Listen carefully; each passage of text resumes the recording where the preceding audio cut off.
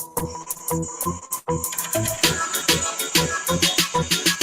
don't need Netflix, you don't need cable. Hop on YouTube, welcome to the hood table, where we chop up local and global events vocally. You don't really wanna miss out on these conversations. Just joke a little, laugh a little, get that wine in your system, fill your glass a little, expose current events, talk trash a little. You never know, these opinions might clash a little. Get addicted to the content, gotta binge watch it. You don't like it, then you want invited. Bet your friends watching in the house and your job parking lot before you clock it. They don't wanna miss a second of this HT content. Everybody think they got something to say, so it's an open invitation, bring it to the table. But if you come whack, just know we ain't buying in. We gon' probably turn your back until you sorry, try again, Yeah, welcome to the hood table. You don't need Netflix, you don't need cable. Yeah, welcome to the hood table.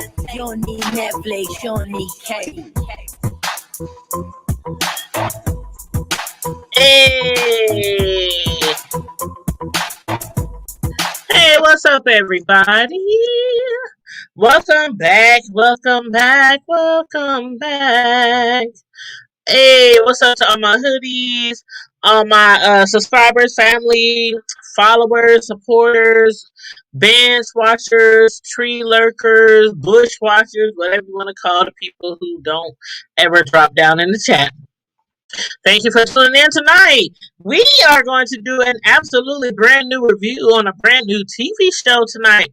And it's actually not so much as a review per se, because this is the absolute first episode, so we're kind of going to be talking about the characters and the people who are playing the characters, and you know, we really don't know much right now because it is the beginning of the actual TV series.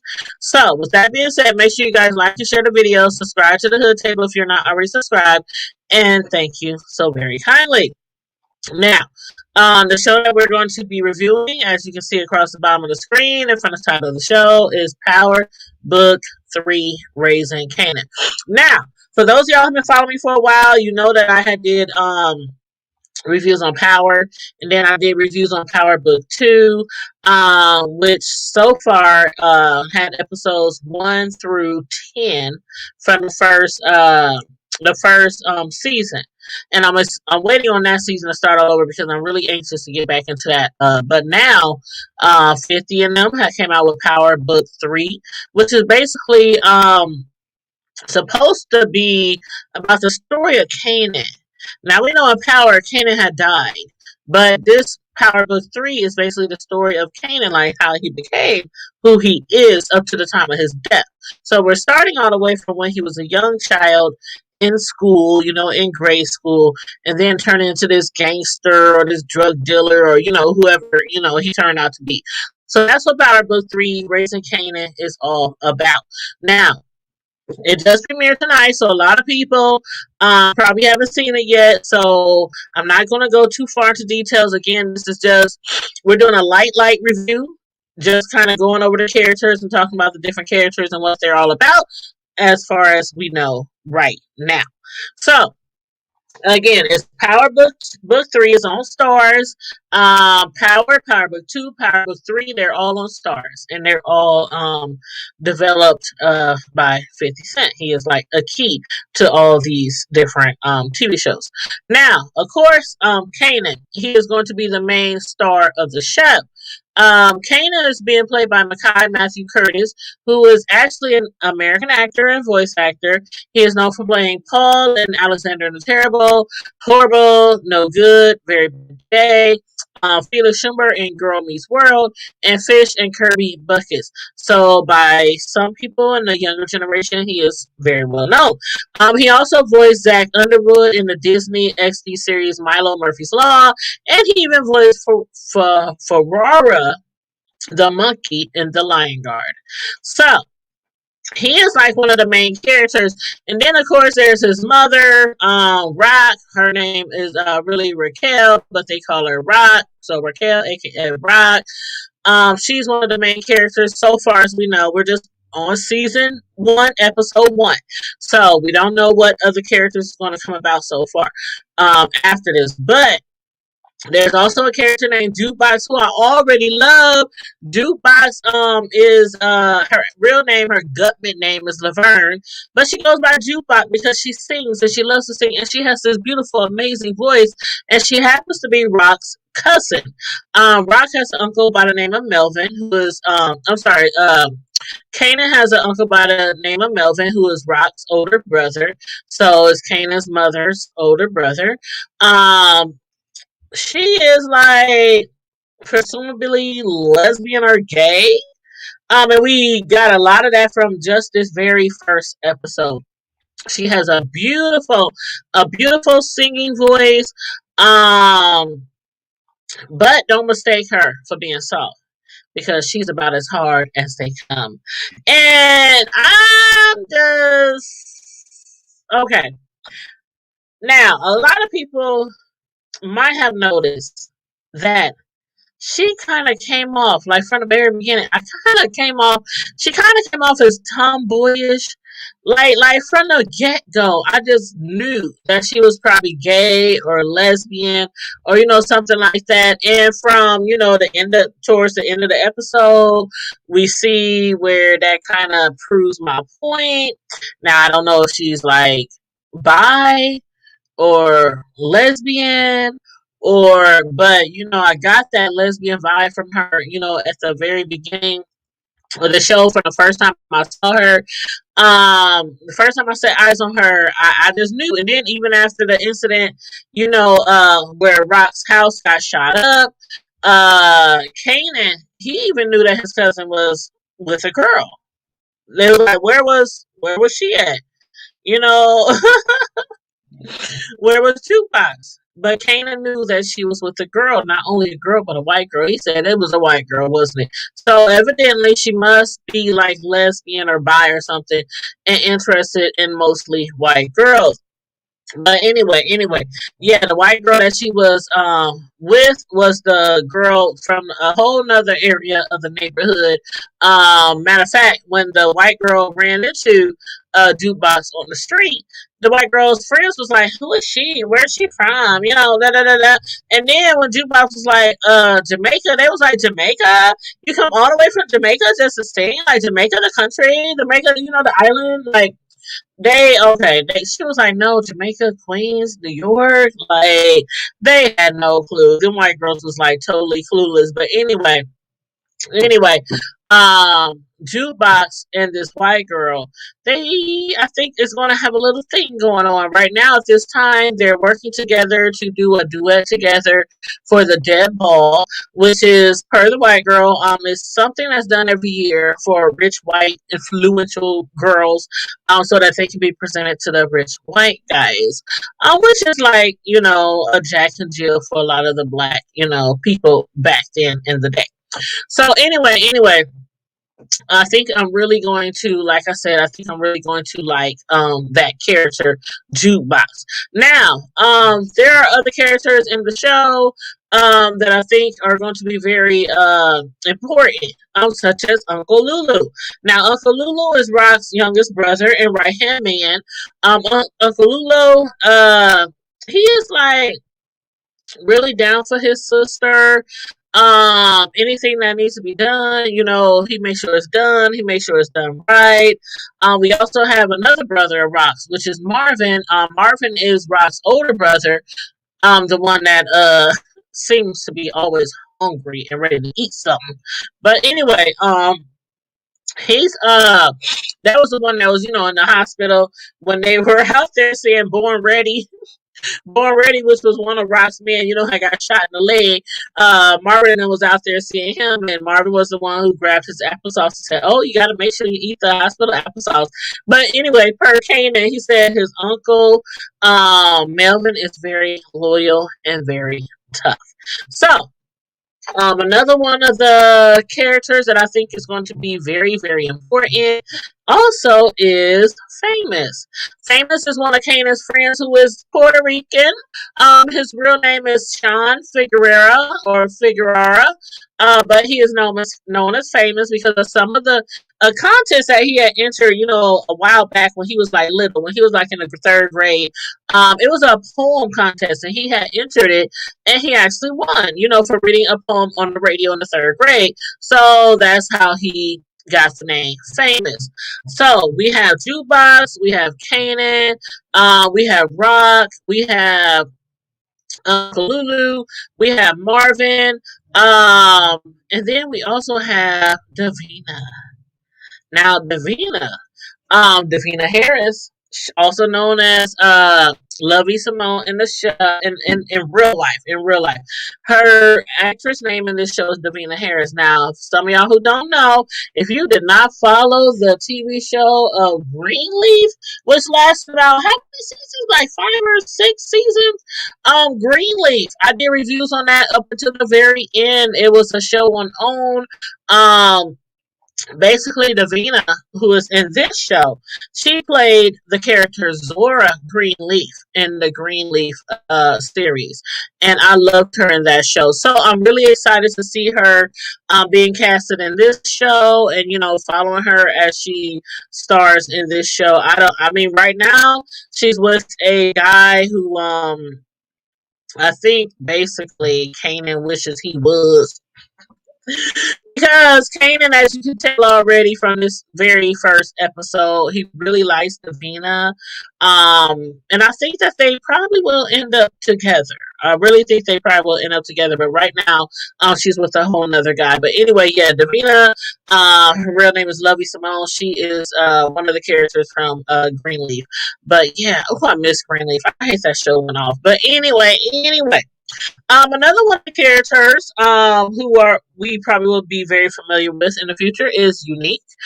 He also goes by Neek, and he is obviously one of the biggest drug dealers from the South Side. He rides around in bulletproof cars, thanks to some guy in Utah that he knows who hooks his cars up.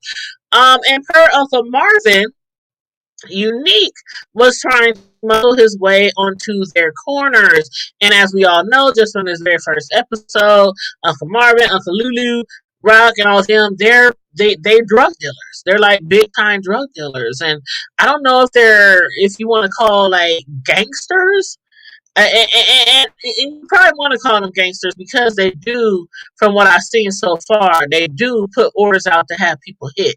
So I'm gonna call them drug dealers and gangsters, and they control portions of the area where they are from. And everybody who's coming in, please like and share the video. Thank you very much.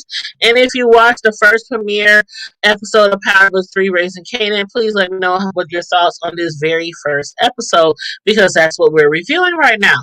So back to Uncle Marvin. Uncle Marvin says that Neek is trying to muscle his way onto their corners.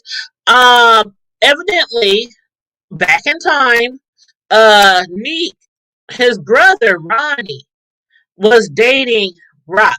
They were evidently in love. They were together. They were a couple in a relationship. I don't know if they were married or just dating or whatnot. We don't know that yet because this is the very first episode. They didn't tell us that yet. But evidently they were in a serious, loving relationship. They were in love with each other. And I guess that he was like, I don't know, maybe the head of their crew or anything. Ronnie, the head of their crew. And after he went to prison and went upstate for life, then his girlfriend, which is Kanan, or his wife, or whoever, Kanan's mother, Rock, she kind of stepped up in his place. But per Uncle Marvin, like I said, Neek is trying to muscle some of their corners, and Rock, she really doesn't want war right now. She really didn't want war right now, so she met up with Neek, had a little, meeting with him, trying to work things out basically, because again, she doesn't want war. Before Ronnie went upstate, he had some type of deal, some type of agreement with High Post. And I'm sorry. Let me back up. Neat. He has a brother named Ronnie, right? Ronnie had went upstate for life. And Ronnie had an agreement with High Post, which was Rock's man, husband, boyfriend. We don't know yet. This is the first episode, so we don't know how serious them two was. But per Neek, he said they were like in love and all this. So I'm thinking that they were in a really serious relationship. But anyway, Rodney, he had an agreement with High Post to make the blocks from 139. Um, like make it basically, well, actually it was like 140 to 143, to make it basically like a no man's zone, no man's land, where basically anybody can build there. Nobody really owned that area. It was supposed to be a demilitarized zone, no man's land. But instead, Rock's crew took it over. She had no idea about no agreement between Ronnie and High Post, and High Post is now in prison. So she's like, whatever deals he made is not my deals. But since she doesn't want to have a war on her hands, hey, silly mommy and Miss Cisco, hey, Lucy. Yes, you gotta watch it. The first episode is already lit. I'm telling y'all. And y'all know I've been doing reviews on Power 2, and now Power 3 is out. So you already know that I was about to be doing some reviews on Power 3. So anyway, as I was saying, Ross Crew, they took over that post, and basically, Rock didn't want like a war because she had no idea about the prior agreement. So she met up with, Meek, and they came to agreement that he would have 140th Street to 143rd, and Rock would have 143rd to Sutton. That was the deal. That was the deal.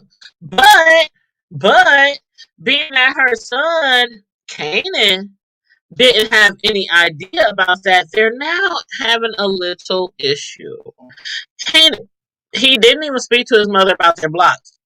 And the thing about it is, Rock just wants Kanan to go to school. He got this event. He got this opportunity to go to this prestigious school, this brand new school.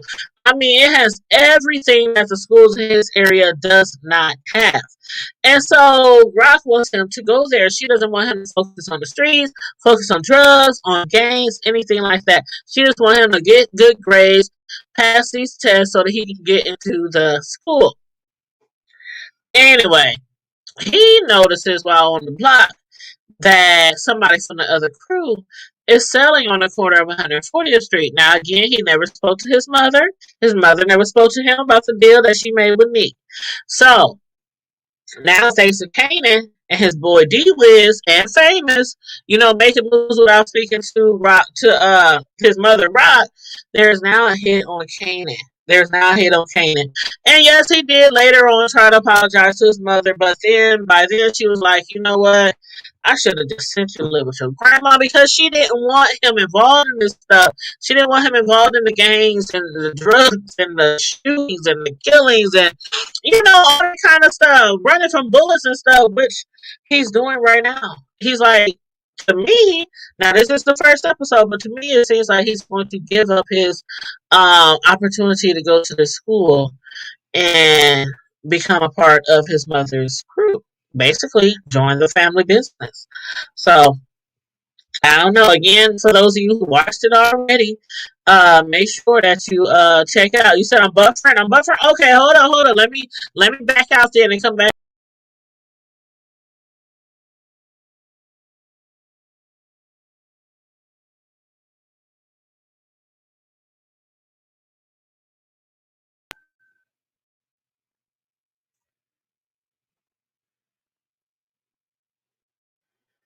Okay, I'm back. So please, Miss Sislo, could you please let me know if I'm still buffering?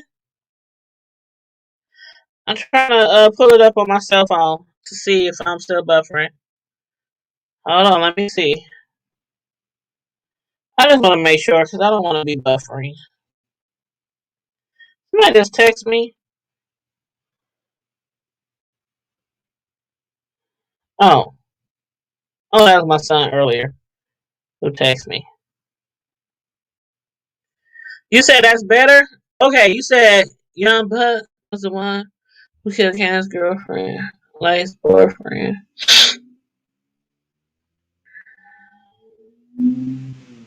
Okay, thank you for letting me know that's better. Thank you, I appreciate it so much.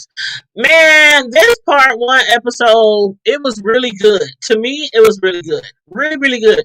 And especially the part like you can already tell from the first episode, like what type of gangster Rock is. Like Rock ain't no joke. Like when she went to the bar, um, and then she had to run into you know what? I don't even know the lady's name. It was a white lady who Rock had ran into, but she had actually was trying to speak with the owner of the club named Hugo. But Hugo wasn't available. Instead, there was this white woman. She was really like sedity and bougie, and she had this little purse dog in her hand and everything. And Rock and her little brother Lulu, had wanted to have a meeting with Hugo. But instead, that little white blonde bougie publicist, which she just became the new publicist, was like, he's not here. And then she was like, "Oh, y'all the drug dealers. The drug dealers whose drugs are all stepped on, dirty and ghetto and shit."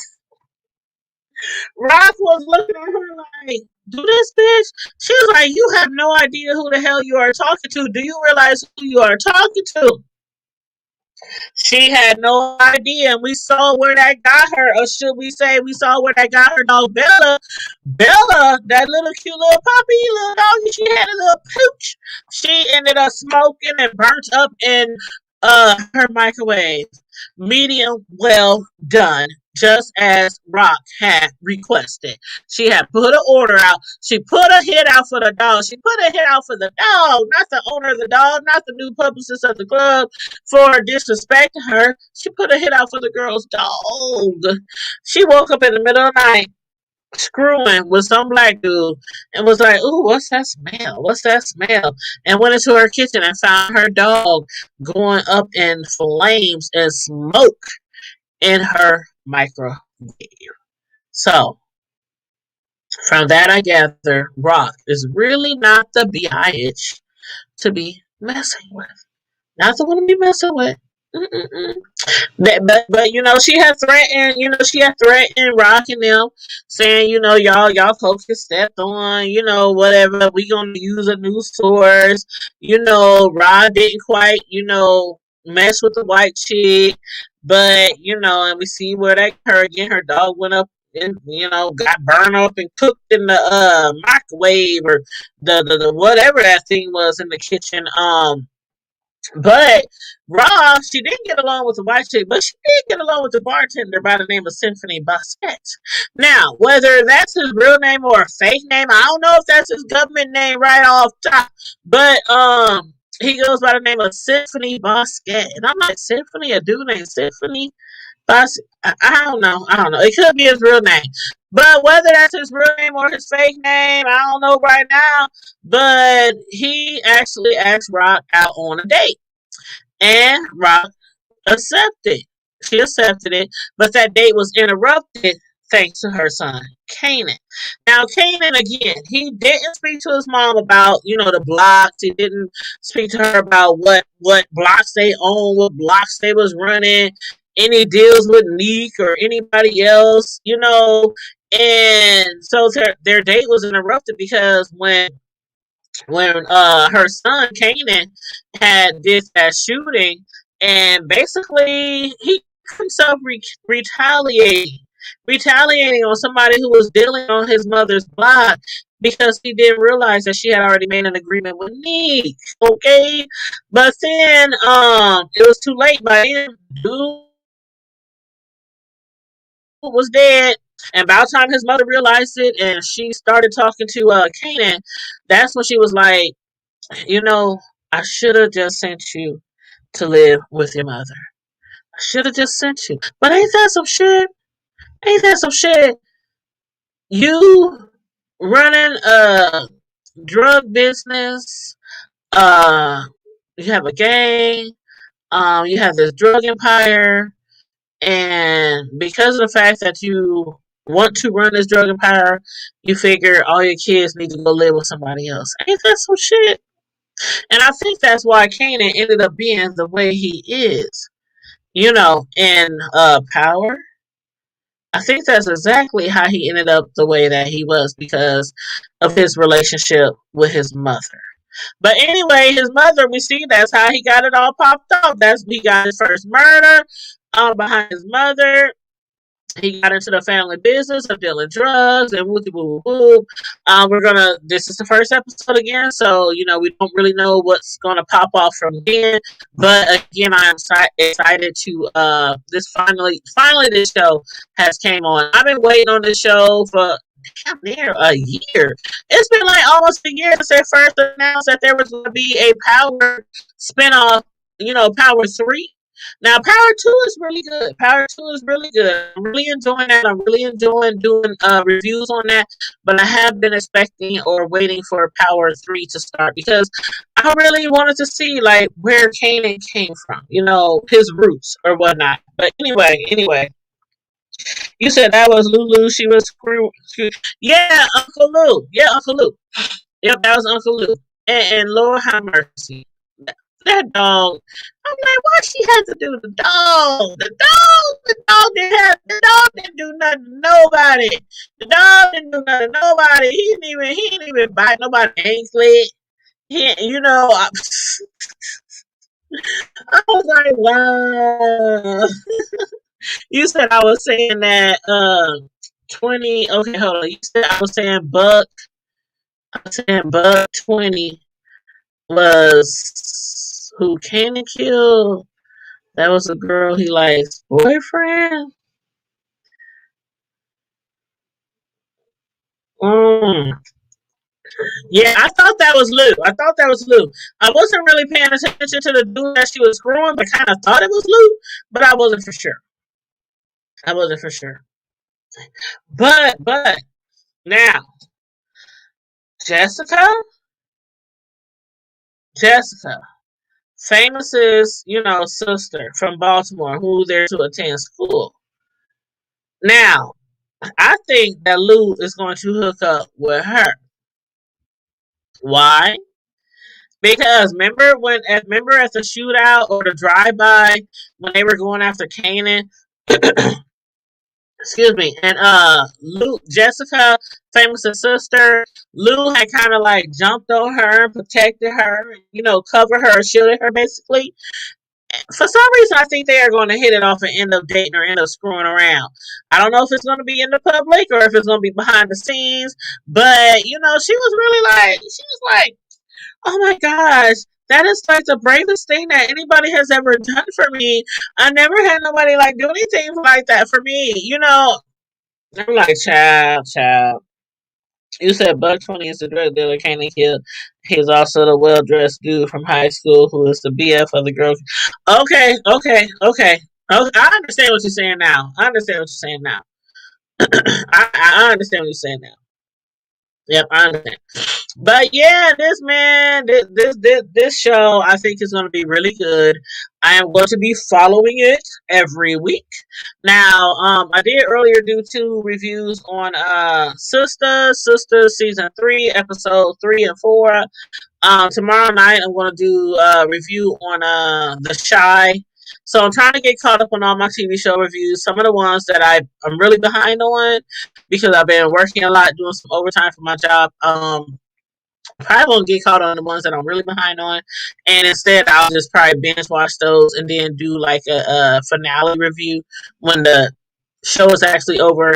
Like the Have and Have Nots, that season is almost over. I'm not about to binge watch all those shows and do reviews on all those shows because some of them shows is weeks and weeks and weeks past. So I'll just do like a binge watch and then I'll do a review on the finale. So that's what I'll do with those shows. But yeah, it looks like Kanan is fully into the game. His mother told him basically, if you're not going to attend Storyline, if you want to be in these streets, you want to be in the drug business with us, the gang business with us, then you have to be 100% in, 100% in. And I mean, the school that he has a choice of attending, Storyline, it had again all the bells, whistles, elevators, a nice faculty lineup with teachers, but it just wasn't still good enough for Kanan to want to leave his mother, his friends, his hood, And you know, like his mother wanted to become, you know, like this college student and hopefully a CEO of some big company, like his mother rocking vision. So he, I guess, is about to become a part of the family business. And you saw how he liked the test when his mother rock asked him about the test. She was like, "How does the test go?" He was like, "Oh yeah, I think it went, please." He was not trying to attend that school. He wants to stay there. He wants to be with his mother. He doesn't want to go stay at no school. He doesn't want to stay with his grandmother. He wants to be a part of, where he comes from. So we're gonna see how that goes. You said we'll become more intense. Yes, and I am waiting for it. Just like Power, the Power spinoff too. Oh my god. Every episode you just didn't know what was going to happen. So yes, I can't wait till Power Spinoff 2 comes back on. But in the meantime and in between time, I'm gonna be watching this season of 3, the spinoff of Power 3. So yeah. But again, that girl, what's her name? Jukebox. I have a feeling that she is going to be a major player in their family business. Like right now, Jukebox, as we can tell or as we can assume, she is gay or she's bi or she's lesbian. One of the three. One of the three. But she has a beautiful, beautiful, beautiful voice, like I said. But she's also hardcore. She's like a tomboy, kind of thuggish, ruggish. So I think she's also going to play some part into their family business, whether drug dealing or drugs or killing people. She kind of reminds me of somebody like, remember Snoop from The Wire? Do y'all remember Snoop from The Wire? I'm getting that Snoop tease. That's what I'm getting from her, that Snoop tease. So I hope she really don't become one of those cast members who really quickly gets killed off or some shit like that in a drive-by or some mess like that. So I'm really looking forward to following her in this first season as well. But anyway, that's all I got on this first episode. Like I said, it's the very first episode. We don't really know a lot of the characters. This is like an introduction to the characters and introduction to, the storyline or whatnot. But anyway, for those of y'all who watched it, please make sure you, if you watch this video after it's done, because I am live, but if you watch it afterwards, make sure you please let me know what you thought about this first episode in the comment section. Give me your thoughts, your opinions. Make sure you guys like and share the video. Subscribe to the Hood Table if you're not already subscribed. And also, make sure you stay safe, be blessed, remain vigilant at all times, and never, ever, ever, ever forget to keep it hood. Bye.